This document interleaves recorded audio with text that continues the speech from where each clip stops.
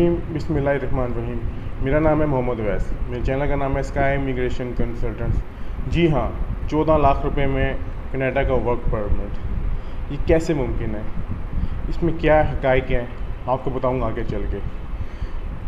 जैसा कि मैं पहले आपको बताना चलूँ कि अगर आपके पास टाइम है, अगर आप कनाडा का वाकई वर्क परमिट हासिल करना चाहते हैं, तब ये वीडियो देखिएगा, या आप इसके बारे में मालूमात लेना चाहते हैं। अगर आपके पास टाइम नहीं है, आप बिज़ी हैं, तो आप बेशक वीडियो स्किप कर दें, क्विट कर दें या कुछ भी कर दें, क्योंकि ये मालूमात शायद बहुत ज़्यादा फ़ायदेमंद हो उन लोगों के लिए जो कनाडा का वर्क परमिट अप्लाई करना चाह रहे हैं, जो कि पढ़ते हैं मुख्तलिफ एड्स में, सोशल मीडिया, फेसबुक पे, इंस्टाग्राम पे या फिर अखबारों में जी के इतने लाख का वर्क परमिट, इतने लाख का फ़लाँ, पैसे आफ्टर रीच, पैसे वीज़े के बाद फ़लाँ फ़लाँ, ये सब कुछ मालूमात मैं बताऊँगा आपको इस वीडियो में कि कैसे मुमकिन है। ये वीडियो बनाने का मकसद मेरा यही था कि आप लोगों को आगाही दे सकूं कि क्या ये मुमकिन है कि कनाडा का वर्क परमिट 14 लाख में या 10 लाख में या 20 लाख में या 25 लाख में मुमकिन हो सके, मिल सके। तो सीधी सी बात है, शॉर्ट सी बात है, ऐसा बिल्कुल मुमकिन नहीं है। ऐसा मुमकिन क्यों नहीं है? देखिए, मैंने अक्सर पढ़ा है, अखबारों में पढ़ा है या फिर मैंने सोशल मीडिया में पढ़ा है कि फ्रूट पैक करने का वीज़ा फ़लाँ का हमारे प्रिंसिपल को मुतअद्दिद बंदे चाहिए, मुतअद्दिद बंदे यानी मैसन चाहिए, इलेक्ट्रिशियन चाहिए, फ़लाँ चाहिए, पैसे आपको फ़लाँ नंबर पर रब्ता करें, फ़लाँ जगह हमारा ऑफिस है, फ़लाँ जगह ऐसा है। तो मेरे दोस्तों, मेरे भाइयों, ऐसा मुमकिन नहीं है। ऐसा मुमकिन क्यों नहीं? अगर इस तरह 14 लाख में या 15 लाख में वीज़े मिलना शुरू हो जाएँ, तो हर बंदा ही कनाडा पहुंच जाए, क्योंकि कनाडा पहुंच के वो 2 से 3 महीने में सारी रकम पूरी कर सकता है।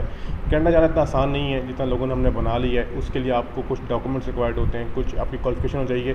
देखिए, हर मुल्क की अपनी यही एक मदर टंग होती है, मादरी ज़बान होती है, जहाँ बोली जाती है। कनाडा में कैनेडियन यानी इंग्लिश बोली जाती है, कैनेडियन इंग्लिश। जब तक आपको अंग्रेज़ी नहीं आती होगी, तो आप वहाँ से काम नहीं कर सकते, सीधी सी बात है।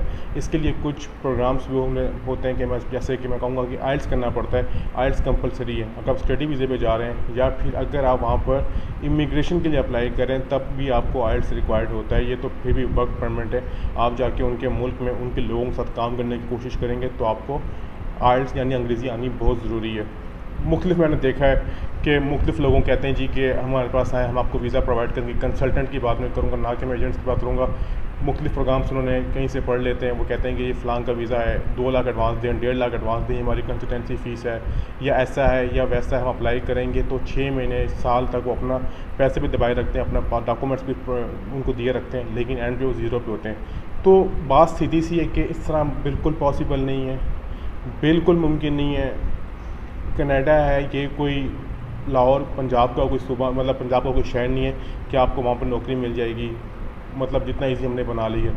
इस चीज़ को समझें। इसी तरह बाकी जो कंट्रीज़ हैं, यूरोपियन कंट्रीज़ हैं, या फिर जैसे आपको पता है यूके ने एट दैट टाइम अपना पॉइंट बेस सिस्टम लॉन्च कर दी है। इसी तरह कनाडा ने, इसने जो यूके ने ये चीज़ लॉन्च की है, इसने ये कनाडा और ऑस्ट्रेलिया से जो इस तरह की कंट्रीज उनसे इंस्पायर होकर की है।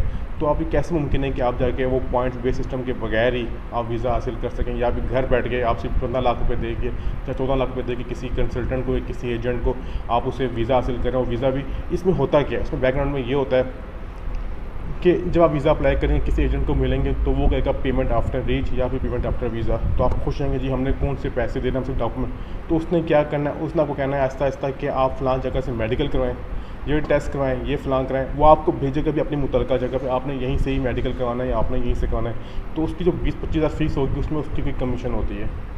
जब कमीशन होगी तो बस उसने वही कमीशन आपसे खानी होती है, जो भी इसके 8-10 हज़ार होते हैं, जो भी होता है, मुझे बात का इल्म नहीं है, लेकिन मैं आपको अपने एक आईडी से बता रहा हूँ कि उनमें कंफर्म है ये बात कि उनके इसमें कमीशन होती है। आफ्टर मेडिकल वो आपको रिलैक्स मोड में भेज देता है, कहता है आपका अप्लाई किया हुआ है, हमने आपसे कौन से पैसे लिए हैं। यानी वो आपसे फिर आपके द्वारा इतना आप पे इंटरेस्ट नहीं रखेंगे, वो अपनी आपसे जो उसने कमाने होते हैं वो कमा चुका होता है। इस चीज़ को समझने की कोशिश करें कि ये चीज़ें बहुत ज़्यादा मीनिंगफुल हैं कि कनाडा का या फिर किसी भी कंट्री का इस तरह वर्क परमिट हासिल करना बहुत मुश्किल है। हाँ, जो यूरोपियन कंट्रीज़ हैं आप उसके लिए अप्लाई कर सकते हैं। जैसे वहाँ पर, जैसे मैं कहूँगा क्रोएशिया की बात करूँगा, इसके बाद मैं माल्टा की बात करूँगा, पुर्तगाल की बात करूँगा। ऐसे कंट्रीज़ का वीज़ा अप्लाई करना नहायत आसान है। अगर पोलैंड जैसे बहुत है, क्योंकि पोलैंड काफ़ी वीज़े मतलब हो भी रहे हैं, लेकिन आपको ज़रूरी है कि इसके बाद आपके पास कोई ऐसा डिप्लोमा होना ज़रूरी है कि आप उसके बेस पे अप्लाई कर सकते हैं, क्योंकि आपको वहाँ पर जस्ट लेबर की नौकरी मिलती है, इसके अलावा आपको कोई नौकरी नहीं मिलेगा। आप ये एक्सपेक्ट करेंगे हमें वाइट कॉलर जॉब मिलेगी, तो ये नामुमकिन है। बेशक आपकी डिग्री पाकिस्तान में 16 ईयर्स की एजुकेशन है, तब भी आपको वहाँ जाके लेबर का ही काम करना पड़ेगा। यानी शॉर्ट स्टोरी यही थी कि वीडियो में मकसद ये था कि जो काफ़ी लोग मैं देखा तक पैसे फंसाए बैठे हैं, फंसाने की कोशिश कर रहे हैं कनाडा का वर्क परमिट के लिए, तो बिल्कुल मुमकिन नहीं है 14 लाख में। सोचें भी ना कि आपको डन पेज पे कोई वीज़ा दिलवा सकता है, ना इसको कोई चाचा का बेटा बैठा हुआ है, ना उसका चाचा बैठा हुआ है एम्बेसडर या एम्बेसी में कि आपको वीज़ा स्टिकर लगा के दे दे।